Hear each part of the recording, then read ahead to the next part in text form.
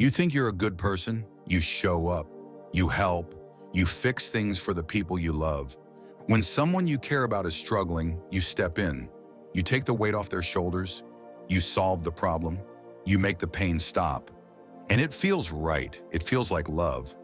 But what if everything you just heard described is the exact reason the people around you are weak, dependent, and secretly resenting you?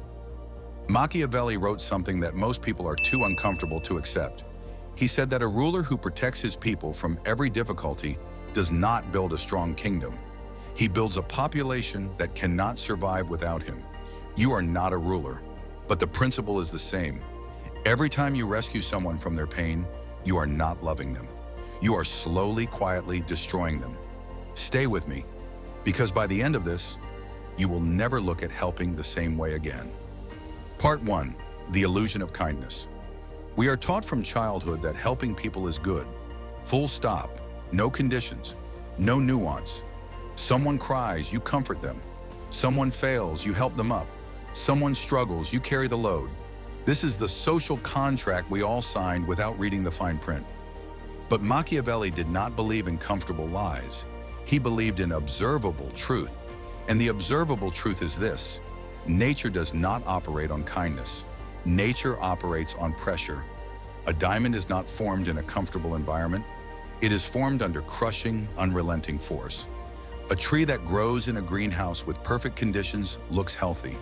But take it outside, and the first real storm destroys it. The roots never had to fight.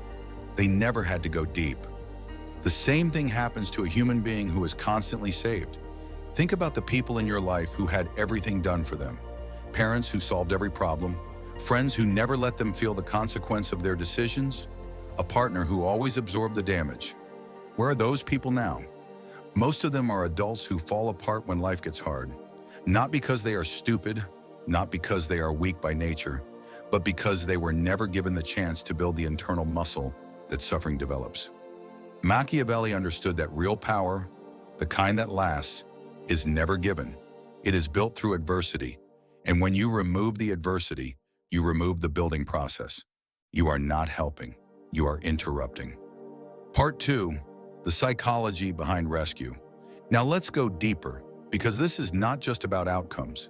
This is about what happens inside the mind of someone who is constantly rescued. When a person faces a problem and solves it themselves, something happens in the brain. Dopamine fires. Confidence is registered. The subconscious mind updates its belief about what that person is capable of. Every solved problem is a vote for the belief, I can handle hard things. But when someone steps in and removes the problem before the person solves it themselves, that process is hijacked. The brain does not get the reward signal. The confidence is not built. And worse, a different belief is quietly installed. The belief that says, I needed someone else to get through that. Do that enough times and you do not have a confident person. You have someone who has been psychologically trained to look outside themselves for rescue every time discomfort arrives. This is not weakness of character.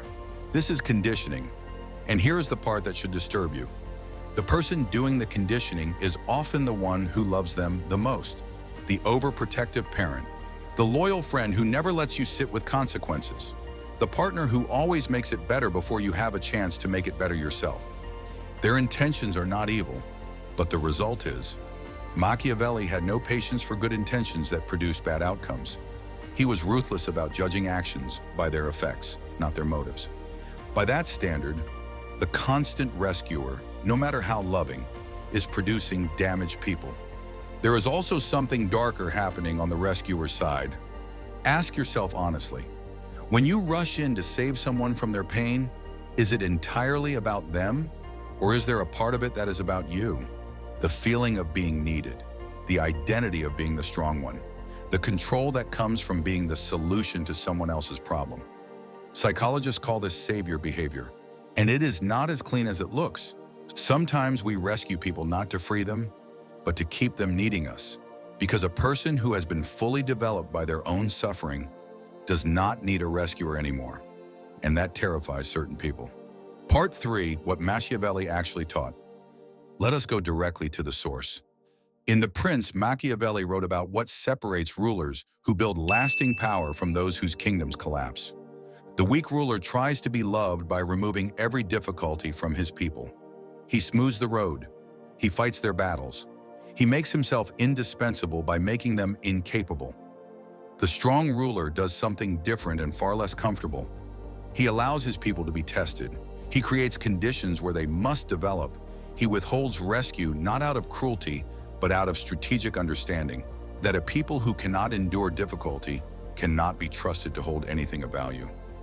He understood that love without resistance produces dependence, and dependence at scale is a liability.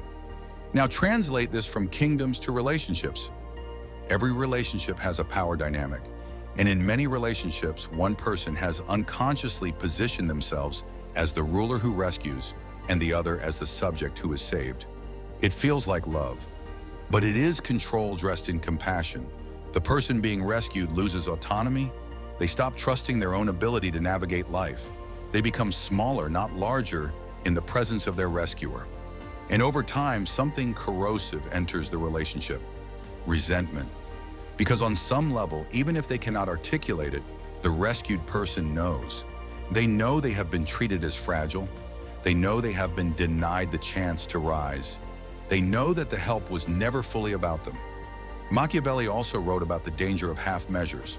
He said there is nothing more dangerous than an injury that is not severe enough to destroy an enemy, but severe enough to create one. The same logic applies to suffering. Shielding someone from half their pain does not protect them. It leaves them damaged enough to struggle, but not broken enough to be forced to rebuild properly.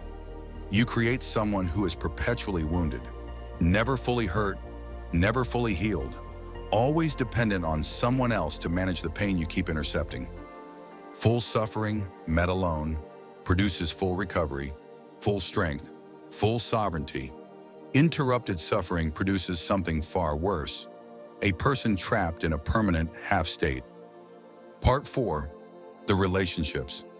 This is destroying right now. Let us make this concrete. Parents and children. The most common and most destructive arena for this pattern. A child falls. The parent rushes in before the child has even processed what happened. The child never learns to self-soothe, never builds the internal regulation that comes from sitting with pain and surviving it.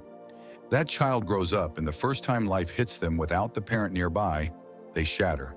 Not because they are weak, because they were never allowed to be strong. Machiavelli would look at this parent and say, "You did not raise a child, you raised a dependency, friendships. You have a friend who keeps making the same mistake, the same toxic relationship, the same financial disaster, the same self-destructive pattern.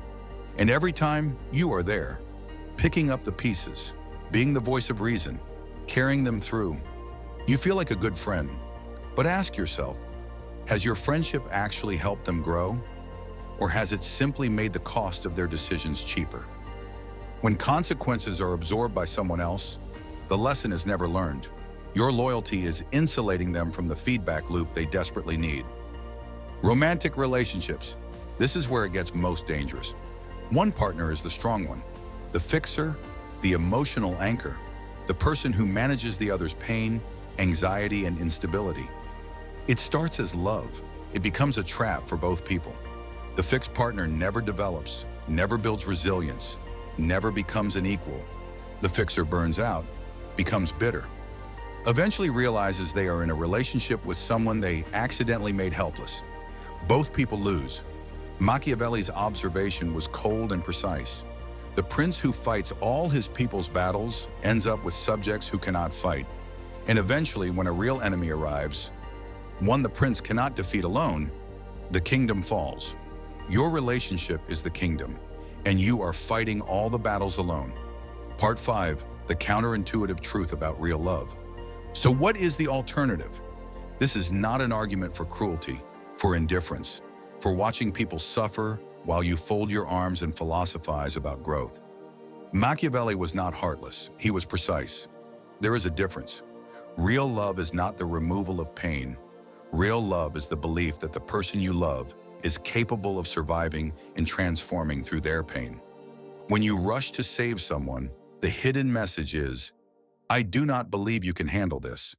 When you step back and hold space without rescuing, the hidden message is, I believe in your strength even when you do not. That second message is far more powerful, far more loving, and far more rare. The people who have changed your life, who have genuinely made you stronger, were probably not the ones who made everything easy for you. They were the ones who refused to lower the standard, who told you the hard truth, who held the door open but made you walk through it yourself. That is Machiavellian love, and it is the only kind that actually builds something. There is a practical framework here. 3 questions to ask before you rescue someone. 1. Is this an emergency that will cause irreversible damage if I do not act? If yes, act. If no, pause. 2. If I step in, am I solving this for them or with them? Solving for someone removes the lesson. Solving with them preserves the growth. 3. Am I rescuing because they need it or because I cannot tolerate watching them struggle? That third question is the most important and the most uncomfortable. If the answer is about you, and it often is, then the rescue is not love. It is self-management dressed as generosity. Part 6. How to actually help without destroying. Here is how you apply this without becoming cold. Presence over intervention. You can be with someone in their pain without removing it. Sitting beside someone while they suffer is not abandonment. It is the deepest form of companionship. You are saying, this is hard and I am here, and I believe you will survive it. Ask before you fix. Most people do not want to be saved. They want to be heard. Ask, do you want me to help you solve this? Or do you just need me to listen? That question alone changes everything. Let consequences land. Stop absorbing the damage of other people's decisions. Not because you do not care, but because the consequence is the teacher, and you keep sending the teacher away before the lesson is delivered. Hold the belief when they cannot. The most powerful thing you can do for someone in suffering is to hold the conviction that they will come through it, even when they have lost that conviction themselves. That is not rescue. That is faith. And faith does not interfere. It witnesses. Machiavelli was not a monster.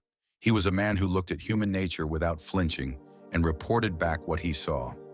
What he saw was this: comfort, unchecked, is a form of slow violence, and the person delivering it, no matter how loving their intention, is participating in the erosion of someone they claim to care about. The most powerful people you will ever meet were not protected from suffering. They were allowed to be destroyed by it and found out they could not be destroyed. That discovery, that internal revelation, is the foundation of every person who has ever built something real in this world. You cannot give that to someone. You cannot rescue someone into it. You can only get out of the way and trust the process that nature, God, and Machiavelli all agreed on. Suffering is not the enemy. Your fear of watching someone you love go through it is. And until you make peace with that, you will keep loving people in a way that quietly makes them less. Think about who in your life you have been rescuing, and ask yourself the question Machiavelli would ask: are you building them, or are you just building their need for you?